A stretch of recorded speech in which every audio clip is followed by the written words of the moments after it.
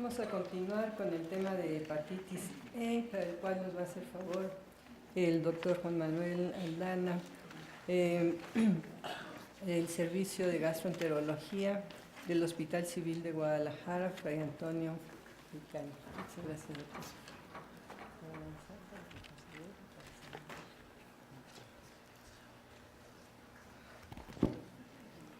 Muchas gracias. Agradezco la invitación al comité organizador, a la doctora Graciela Castro, el doctor Antonio Velarde. Como ya les comentaron el tema, estos son los puntos a tratar el día de hoy, algo de antecedentes históricos. ¿Por qué? Porque, bueno, este virus, a pesar de que no es tan nuevo, es un virus antiguo, es del que más estamos empezando a conocer.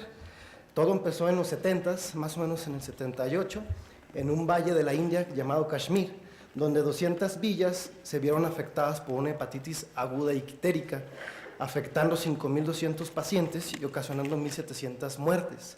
De estas, muchas eran pacientes embarazadas y eso llamó la atención a todo el sistema de salud de la India, que durante 14 años se dedicaron a ir casa por casa a investigar qué había pasado, cuál era la relación entre estos casos de hepatitis aguda ictérica. Aquí se ve, estas son fotos donde todavía estaban investigando casa por casa cuál era la conexión. Era un virus que se sospechaba por este interrogatorio que era de transmisión entérica y todo llevaba al agua de ellos. Si se fijan, esto es en el Valle de Kashmir. Esto es en una inundación, un poquito más reciente la foto, pero al final las letrinas o todo el sistema de agua del poblado se comunican cuando hay inundaciones con el río, del cual toman agua potable, del cual pescan los niños o las personas también se bañan, lavan utensilios. Pero en el 83, un virólogo soviético llamado Mikhail Balayan, pues ahora sí que aplicó la medicina clásica, ingirió agua contaminada con partículas de heces de 9 pacientes asiáticos que tenían hepatitis aguda ictérica, que era no A y no B, y a las 2 semanas más o menos empezó con síntomas de una hepatitis ictérica, y él de sus heces aisló y vio por microscopía electrónica viriones que no conocíamos anteriormente. En el 90 se logra secuenciar el primer genoma viral y se denomina ahora sí virus de hepatitis E. El virus de hepatitis E es una partícula icosaédrica sin envoltura, pequeño, 27 a 34 nanómetros, con un genoma viral formado por RNA. La historia natural no tenemos tiempo para comentarla toda, o más bien la virulencia, pero se enfoca en 3 regiones codificantes de proteínas, que por sus siglas en inglés se llaman ORF, ORF1, ORF2 y ORF3. Entre las 3 codifican todas las proteínas que necesita el virus, estructurales y funcionantes para tener la replicación activa. Pertenece a la familia Epeviridae, al género Orthoepevirus y a la especie Orthoepevirus A. El resto de especies pues tiene afección para otro tipo de a roedores, a murciélagos, a hurones. Se han descrito 8 genotipos. De estos 8, 4 tienen tropismo por humanos. El 1 y el 2, como ven aquí, afectan exclusivamente a humanos. El 3 y el 4 afecta a humanos y también a otros animales, por lo que se considera también una zoonosis. Principalmente cerdos de granjas, que son los con los que más tenemos convivio con sus productos, cerdos salvajes, jabalíes, venados, ciervos, conejos y algunos otros animales. El 5 y el 6 exclusivamente en cerdos salvajes y el 7 y el 8 en camellos. Esto llama la atención porque existe un solo caso, reporte en la literatura médica en el 2016, en donde un paciente con un post-trasplantado de hígado se encontró una hepatitis crónica asociada a virus de hepatitis E genotipo 7, y el único factor de riesgo que tenía pues era consumir leche y carne de camello de manera crónica. Hay varios tipos de transmisión de la hepatitis E. El genotipo 1 y 2, dependiendo del genotipo, pues es contacto humano-humano, es transmisión fecal-oral. Genotipo 3 y 4 se hipotetiza que hay varios. Uno, pues obviamente el consumo directo animal, carnes mal cocidas. También se ha visto consumo de mariscos, de algunos frutos o vegetales que se sospecha que el riego de ellos con heces contaminadas de animales que tengan el genotipo, tanto el 3 o el 4. También actualmente sabemos que por transfusión de hemoderivados el genotipo 3 se puede transmitir. La OMS dice que existen 20 millones de infección de hepatitis E. por año. De estos, 3.3 millones de casos son sintomáticos y llega a ocasionar 60,000 muertes. La distribución mundial del virus de hepatitis E es muy interesante porque somos considerados un área hiperendémica. Todo el mundo conocemos los brotes que hubo en el 86 y en el 87 en el estado de Morelos, cerca de aquí, que afectó bastante, hubo mucha mortalidad en embarazadas, y por eso somos considerados una zona hiperendémica, igual que parte de África, obviamente Asia y algunas partes de Latinoamérica. La distribución mundial de los genotipos, el genotipo 1, principalmente en África, en Asia, en algunas partes de Latinoamérica y de Centroamérica, Cuba, Brasil, Uruguay, México, somos considerados hiperendémicos para genotipo 2 por esos brotes, pero a 30 y tantos años de estos brotes no hemos tenido más información. El genotipo 3 se ha aislado en cerdos, ahorita vamos a ver un poquito más de esto, pero el año pasado el grupo del doctor Realpe Quintero y del doctor Panduro en la Universidad de Guadalajara publican la primer aparición de hepatitis E genotipo 1. Esto en niños, en pacientes, tiene dos cosas muy interesantes este estudio. Infección dual, hepatitis A con hepatitis E, se encontró en un 17% de estos niños en el Hospital Civil de Guadalajara y era un genotipo 1, esto se encontró con material de RNA, entonces bastante específico. Es el primer reporte en México, ya tenemos genotipo 2, hay genotipo 1, no sabemos hasta ahorita qué molestia, qué problema nos va a dar, pero ya hay y hay genotipo 3. La seroprevalencia es muy variable a nivel mundial. Sabemos que aumenta con la edad, sobre todo arriba de los 50 años. En Europa, de acuerdo al país y el área geográfica, va entre un 10 y un 30%. En Estados Unidos va de un 6 a un 21% y en Asia y África también va de un 10 a un 40%. En México, ¿qué sabemos? Estudios clásicos del doctor Raúl Bernal Reyes en Hidalgo nos reporta una seroprevalencia del 6.3% en población abierta. De estos solamente un 13% tiene un antecedente de una hepatitis aguda, el resto eran asintomáticos. Más recientemente, en Durango, en población rural, se reportó una seroprevalencia de 36% y en las embarazadas del 5.7%. En Ciudad Juárez se ha reportado seroprevalencia en embarazadas del 0.4 al 1.6.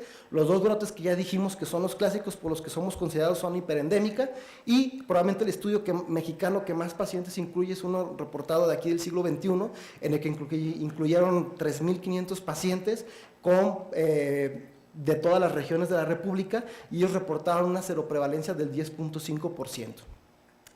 En cuestión de los cerdos o del genotipo 3, que es donde hemos estudiado, también desde el 2005 encontramos o se hicieron reportes en la República que ya estaban infectadas las granjas de cerdos. En Nuevo León, en hígados que estaban listos para dar al consumo humano, ya para mandarlos a las carnicerías, se encontró que había una prevalencia del 22.5%. En un estudio más reciente, que incluyó granjas del Estado de México y de Veracruz, se encontró una seroprevalencia de 66.6% en más productos de cerdo, no solamente hígados. Pero incluso hay estudios que han llegado a reportar hasta un 80% de la presencia de hepatitis E. En cuanto a sus manifestaciones clínicas, pues la gran mayoría son asintomáticos. Solamente un 5 o un 30% presenta una hepatitis aguda ictérica clásica, indistinguible de una hepatitis A que ya nos comentó el doctor Solana. Las manifestaciones hepáticas, perdón porque se movieron las letras, entre Mac y Windows no hay mucha afinidad a veces. Las manifestaciones hepáticas difieren si es genotipo 1 y 2 o son genotipo 3 y 4. Y muy importante, actualmente tenemos varias manifestaciones extrahepáticas que tienen un riesgo de asociación muy alto y ya está bien establecido. En cuanto a la historia natural de la hepatitis aguda por hepatitis E, el doctor Contreras Omea lo mencionaba, es en semanas. Más o menos entre 2 y 6 semanas es la aparición de la hepatitis ictérica, que la media es presental a las 4 semanas. Obviamente hay un periodo prodrómico donde hay síntomas inespecíficos que ahorita vamos a ver, y la ictericia aparece más o menos a la 4ª semana, que realmente es cuando la gran mayoría de los pacientes se presentan con el médico, hasta que tienen la ictericia y la coluria. Y vean ustedes que es en este tiempo donde las transaminasas llegan a estar más elevadas, arriba de 1000 habitualmente, sobre todo la LT, hasta 1000, 3000, y es indistinguible de una hepatitis A. También, más o menos 5 a 6 días después de la aparición de la ictericia, ya aparecen anticuerpos IgM, que ahorita vamos a hablar un poquito más de ellos. La hepatitis ictérica, la fase prodrómica indistinguible de una hepatitis A, malestar, fiebre, mialgias, artralgias, náuseas, vómitos y finalmente ictericia y coluria. Mismos que van a ir desapareciendo con el paso de las semanas hasta no dejar ningún rastro habitualmente. Las manifestaciones hepáticas de acuerdo al genotipo. Genotipo 1 y 2 ocasionan la hepatitis ictérica que ya comentábamos. Habitualmente tiene un curso muy benigno y solamente entre el 0.5 y el 4% llegan a presentar una falla hepática aguda. Obviamente este riesgo aumenta mucho en pacientes embarazadas y tienen una mortalidad hasta del 25%.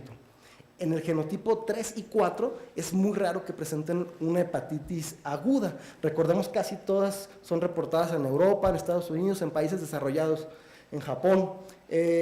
Pero el riesgo de estos genotipos es que son los que pueden progresar a cronicidad. Esto no lo sabíamos, hace algunos años pensábamos que solamente era una hepatitis aguda y ahí terminaba la cosa. Ahora sabemos que la hepatitis sobre todo el genotipo 3 y el 4, pueden progresar a cronicidad y dar hepatitis crónica. Y aquellos pacientes que teníamos como hepatitis idiosincrática, que no sabemos de dónde venían esos pacientes cirróticos o hepatópatas, pues es por hepatitis E. Los que tienen más riesgo de progresión de hepatopatía crónica son los inmunocomprometidos, principalmente postrasplantados de órganos sólidos, no solamente ellos, pacientes con neoplasias hematológicas, pacientes reumatológicos que tengan alguna inmunosupresión potente, la característica es que van a tener las pruebas de función hepática ligeramente elevadas por un periodo de más de 12 semanas o 3 meses. Aquí consideramos cronicidad con un periodo de más de 12 semanas, más de 3 meses. Manifestaciones extrahepáticas ya muy bien explicadas, muy bien asociadas, principalmente las neurológicas asociadas al genotipo 3, incluso sin manifestaciones hepáticas, neuralgias amiotróficas son las que tienen mayor riesgo de asociación, síndrome de Guillain-Barré, encefalitis y mielitis y algunas otras neurológicas con menor riesgo de asociación. Daño renal, todo paciente con hepatitis C y que tenga proteinuria está indicadísimo hacer una biopsia de riñón porque por creoglobulinemia o por glomurulonefritis membranosa o mieloproliferativas pueden dar daño renal. Trastornos hematológicos, principalmente anemia hemolítica, púrpura de Geno-Schlein, trombocitopenia idiopática, miastenia gravis, recientemente publicado en los últimos años y bien asociados, y pancreatitis o tiroiditis. El diagnóstico, bueno, es muy importante concientizarnos. No vamos a diagnosticarnos si no lo sospechamos. Los ojos no ven lo que el cerebro no conoce. Entonces, si no lo sospechamos, vamos a quedarnos que fue una hepatitis aguda y hasta ahí. Los principales exámenes para el diagnóstico son anticuerpos, IgM, para una infección activa, y habitualmente lo combinamos, o lo ideal es complementarlo con una amplificación de ácidos nucleicos, RT-PCR, cualquier técnica convencional, en tiempo real, o la anidada o la Nested, que es la más actual. Los anticuerpos IgG se pueden pedir o no, pero sobre todo se usan para estudios de seroprevalencia, para ver si se tuvo la infección o no.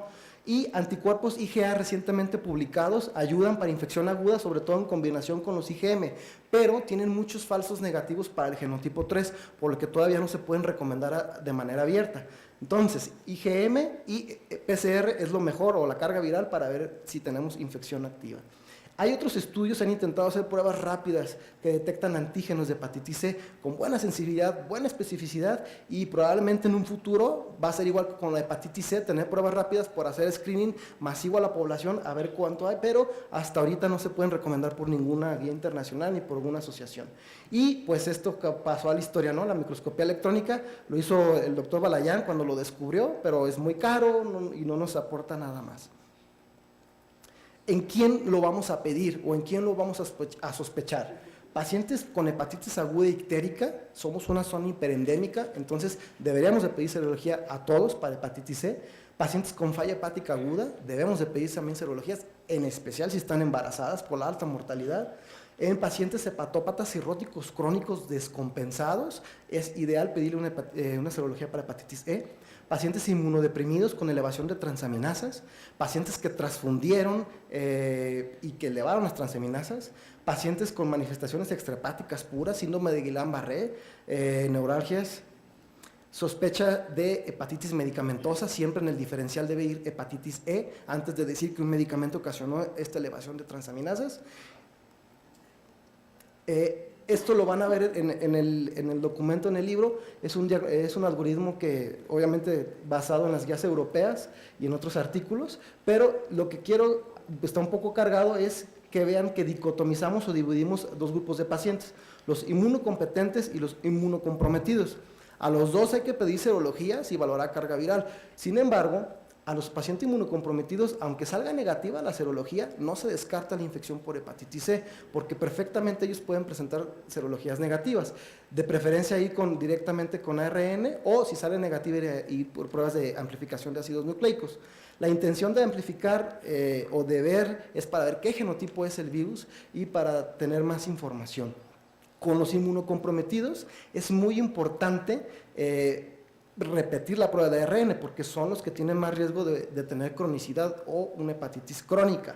Entonces se hace una primera prueba, nos esperamos 12 semanas y ya sea que decidí, ahorita vamos a ver en el tratamiento, pero hay que repetirlo para ver si ya se tornó una hepatitis crónica o no. El tratamiento. La infección aguda por hepatitis E, pues habitualmente tiene un curso muy benigno y el tratamiento debe ser de soporte totalmente sintomático. Algunos artículos que la evidencia no es de todo buena, casos, reportes, series de casos, han propuesto que la ribavirina se puede utilizar en una hepatitis aguda. Las guías europeas, que son las únicas guías que se han reportado del año pasado, dicen o recomiendan que para pacientes graves, pacientes con falla hepática aguda por hepatitis C y pacientes cirróticos que tengan un daño agudo en crónico. No se sabe bien, no se ha estipulado bien por cuánto tiempo, pero lo que sí se sabe es que en cuestión de días disminuyen las pruebas de función hepática, disminuye la inflamación, así como la carga viral. Los corticoides se han mencionado, sobre todo en estudios retrospectivos, pacientes que tenían falla hepática aguda y que ya después salió que había sido por hepatitis E, pues vieron que a los que les dieron corticoides disminuían las pruebas de función hepática un poco más rápido que a los que no, pero realmente no hay una evidencia sólida para dar corticoide en hepatitis E. Y al final de cuentas, si un paciente desarrolla falla hepática aguda, pues trasplante, derivarlo a un centro donde se realiza trasplante hepático. En cuestión de la infección crónica, es donde hay un poquito más de información reciente, por lo que sabemos que ya es causante de hepatopatía crónica. Lo primero es disminuir dosis del inmunosupresor, porque como ya vimos, la gran mayoría de los pacientes con hepatopatía crónica por virus C son inmunodeprimidos, si es posible. Si es posible, hay que revalorar el caso si con eso tuvo y no necesita ribavirina. Si no es posible disminuir la dosis del inmunosupresor por el riesgo de perder el injerto, o si persistió a pesar de haberlo disminuido, hay que dar ribavirina por 12 semanas. A las 12 semanas vamos a hacer la amplificación de ácidos nucleicos. Si persiste con RNA, hay que continuar otras 12 semanas más, con los cuidados que implica dar a un paciente ribavirina, principalmente anemia, reacciones rash cutáneos, hay que estarlos vigilando. En algunas publicaciones se propone que aquellos que fallan a ribavirina podemos utilizar interferón, siempre y cuando no sean post-trasplantados de órganos sólidos, porque aumenta mucho el riesgo de un rechazo al injerto agudo, pudiéramos utilizar interferón. Existen casos, reportes, existen series de casos en el que desde un principio se dio interferón y ribavirina y tenían una respuesta más o menos de respuesta viral sostenida del 70-78%, muy a la par de la ribavirina sola, por eso solamente se deja actualmente como rescate. Cuestión de y existen casos reporte con sofosbuvir. 2 casos reporte, uno un paciente post-trasplantado de corazón y otro de hígado. Sofosbuvir es un antiviral de acción directa para la hepatitis C, que en investigación in vitro se vio que tenía actividad contra la hepatitis E. Se dio a estos 2 pacientes, nada más es lo que hay en la literatura. Uno de ellos le fue bien y el otro se murió. Entonces realmente, y los 2 tenían ribavirina. Falta todavía mucha información si el sofosbuvir va a ser un fármaco que pudiera darse a pacientes que no respondieron a ribavirina.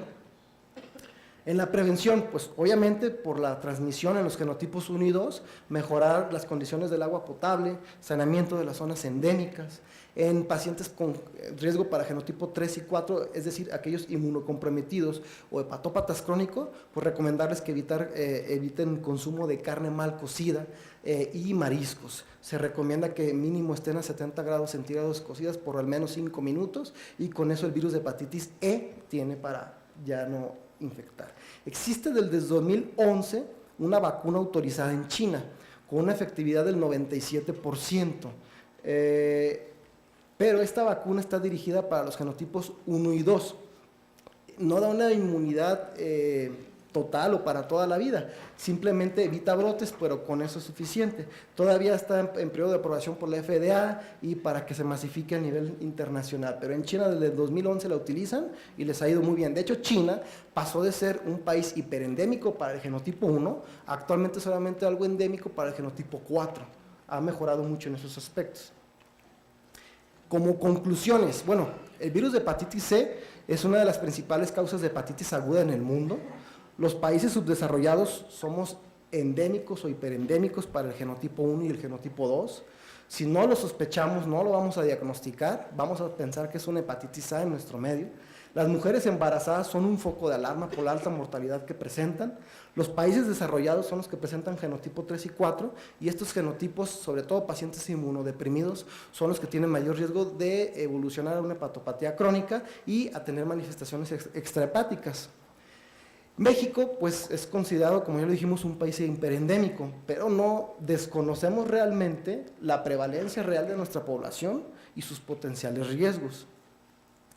En el abordaje, siempre serologías, anticuerpos IgM y de preferencia, pueden ser acompañadas de IgG o no, y de preferencia siempre confirmada con pruebas de amplificación de ácidos nucleicos. La infección aguda no suele requerir terapia, solamente casos graves, falla hepática aguda o pacientes cirróticos con agudo en crónico. Y la infección crónica debe de tratarse con ribavirina. Por mi parte sería todo, muchas gracias.